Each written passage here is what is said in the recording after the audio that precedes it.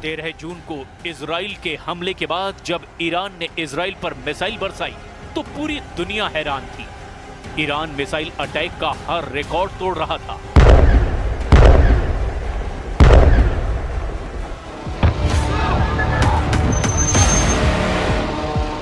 क्या तेल अवीव, क्या हाइफा और क्या इजराइल का डिफेंस सिस्टम, ईरान की मिसाइलों ने इजराइल के हर कवच को भेदा और बता दिया कि जब उसकी मिसाइल फायर होती है तो उन्हें रोकना ना इजराइल के बस की बात है और ना ही अमेरिका के।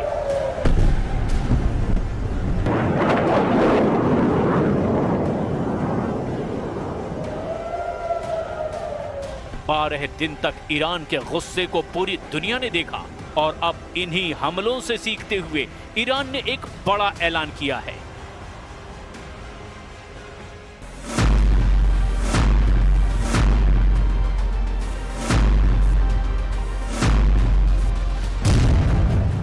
ईरान के रक्षा मंत्री ने कहा कि 12 दिन के युद्ध के बाद ईरान अब डबल ताकत के साथ युद्ध लड़ने के लिए तैयार है। अजीज नासिरजादेह के मुताबिक ईरान की मिसाइल पावर 2 गुना बढ़ा दी गई है। ईरान को लेकर बड़ी खबर इजराइल के मीडिया में भी छप रही है। खबर यह है कि ईरान ने अब दूसरे देशों में हथियार की फैक्ट्री बनानी शुरू कर दी है। हालांकि किस देश में, इसका जिक्र नहीं किया गया।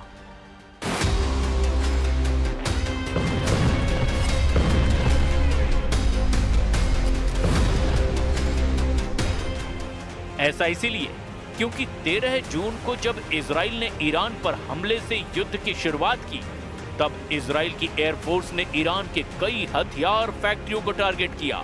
अपने सर्वोच्च नेता खामनेई के ऑर्डर पर ईरान अब ऐसा खतरा और नहीं उठाना चाहता।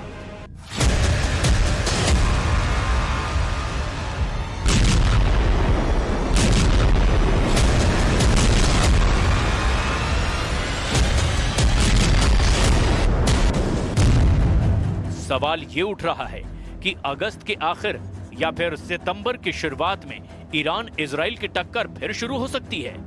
एक तरफ नेतन्याहू गाजा पर चढ़ाई करने जा रहे हैं तो दूसरी तरफ ईरान खुद को नए युद्ध के लिए तैयार कर चुका है। ईरान के रक्षा मंत्री अजीज नासिरजादेह ने कहा कि अब ईरान के पास और घातक मिसाइल आ चुकी है। अगर इजराइल ने फिर हमला किया तो नई मिसाइल इस्तेमाल की जाएंगी।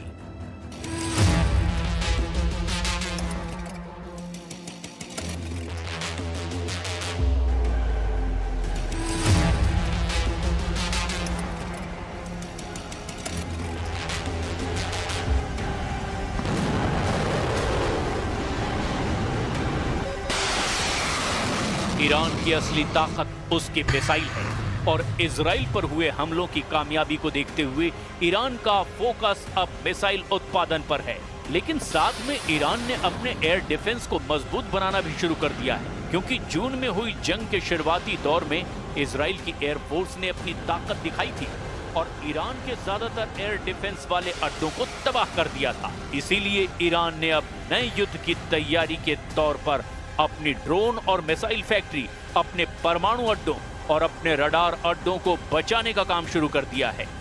इसके लिए इन सभी ठिकानों को बेहतर डिफेंस सिस्टम से लैस किया जा रहा है ताकि इजराइल अगली बार हमला करे तो ऐसे ठिकानों को बचा लिया जाए।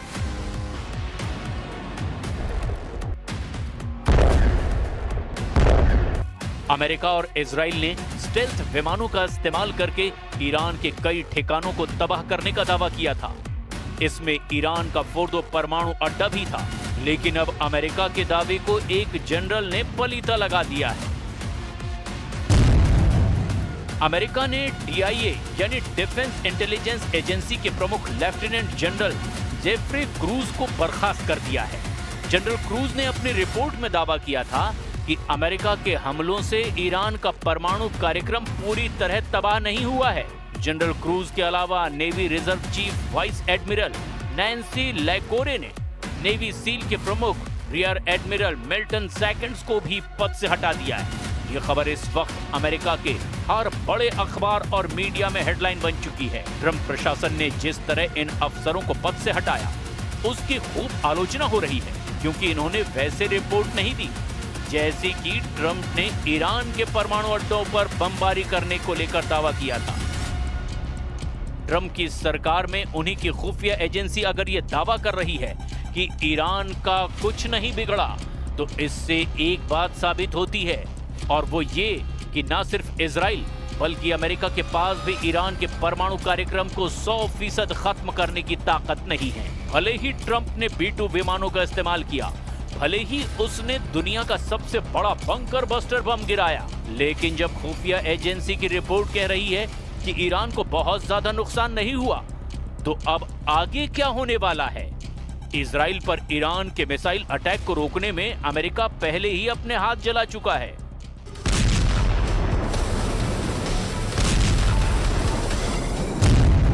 रिपोर्ट है कि इजराइल को ईरान से बचाने के लिए अमेरिका ने जब अपना सबसे बेहतरीन मिसाइल डिफेंस सिस्टम थाड एक्टिव किया, तो ईरान की मिसाइलों को रोकने में थाड का 20% मिसाइल स्टॉक खत्म हो गया। यानी अमेरिका ने जिस मिसाइल डिफेंस सिस्टम को रूस और चीन से बचने के लिए तैयार किया, उसकी 20% मिसाइल तो सिर्फ ईरान को रोकने में इस्तेमाल करनी पड़ी।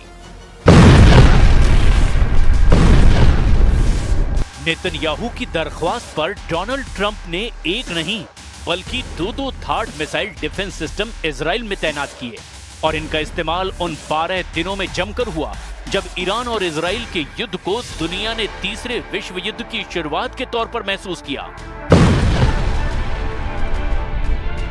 थाड यानी terminal high altitude area defence, ये मिसाइल इंटरसेप्टर यानी मिसाइल रोकने वाला डिफेंस सिस्टम अमेरिका की कंपनी लॉकहीड मार्टिन ने बनाया है।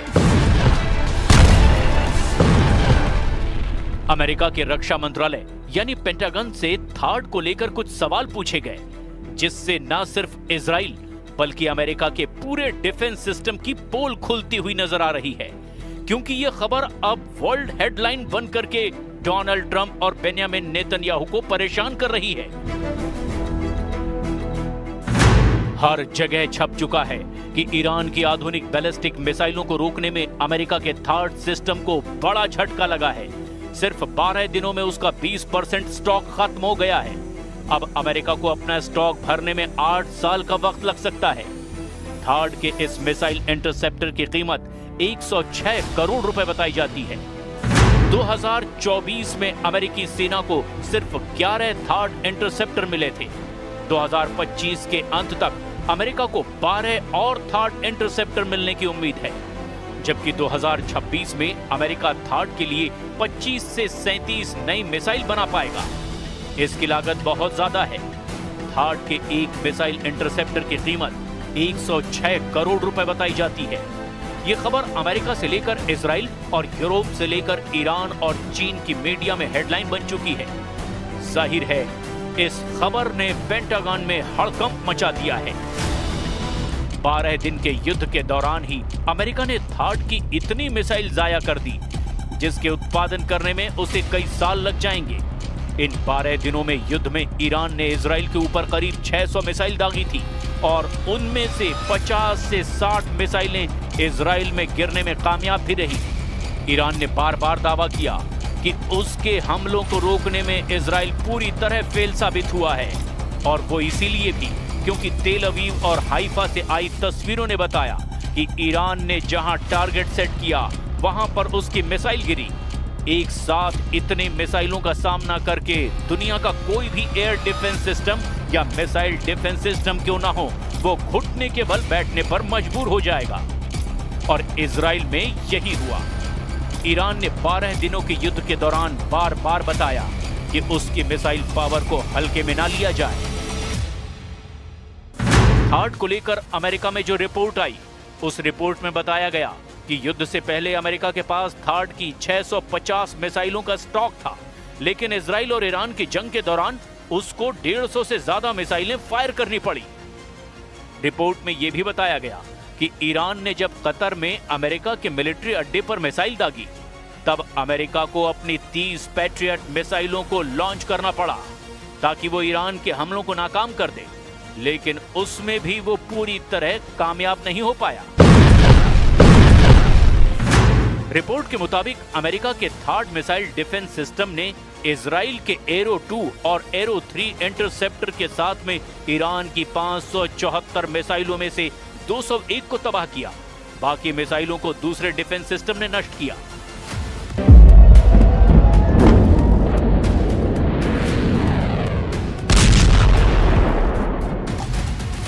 ईरान की मिसाइल पूरी तरह फेल नहीं हुई, इसकी गवाही तो तेल अवीव और हाइफा में हुई तबाही भी दे रहे हैं। इसीलिए ये कहा जा रहा है कि थार्ड या एरो पूरी तरह कामयाब रहे।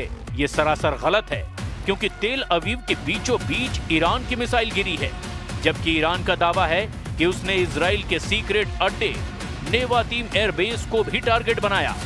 यहां पहले से ही थार्ड मिसाइल डिफेंस सिस्टम तैनात था।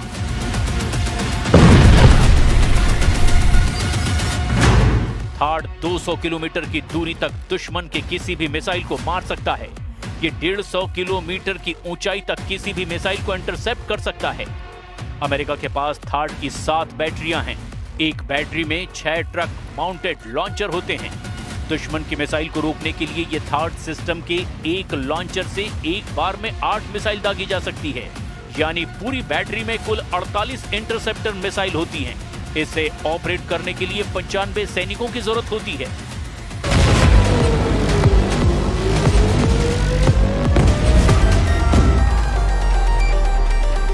इजराइल में ऐसे 2-2 सिस्टम तैनात रहे, लेकिन क्या ये काफी साबित हुए? बिल्कुल नहीं। हाइफा और तेल अवीव में गिरती हुई मिसाइलों ने बताया कि ईरान एक बार में सैकड़ों मिसाइल फायर करने की ताकत रखता है और उनको रोकना ना इजराइल के बस की बात है और ना ही अमेरिका इसमें 100% कामयाब रहा। और अब ईरान ने अपनी मिसाइल पावर को 2 गुना करने का ऐलान किया है। ऐसे में समझा जा सकता है कि नया युद्ध हुआ या फिर जंग फिर शुरू हुई तो अमेरिका और इजराइल को ईरान से कैसे टक्कर मिलेगी।